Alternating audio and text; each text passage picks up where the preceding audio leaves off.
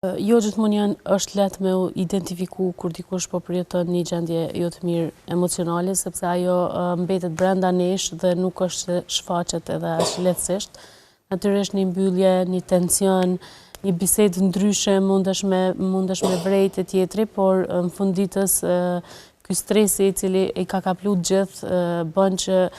na nuk e kemi shumë vëmendjen te si po ndjehet tjetri, edhe kur pyesim si e kemi thjesht formale dhe jo pse na intereson vërtet me ndëgju përgjigjen se si është tjetri. Nuk ka një simptomatologji të cilën mundem me vrejt, thjesht një person i cili e kemi mik ose të cilin e kemi të afërt, ndoshta me cilin kemi nda përvojat se si po ndihemi, e ndjen atë kur na takon, e sheh se nuk jemi si përpara, diçka ma ndryshe dukemi sot, mundem me pyet, vetmja mënyrë për me kuptu ma shumë tjetrin se si po ndihet ai, mundem me pyet tjetrin si është edhe mi ofru një vesh me ndëgju,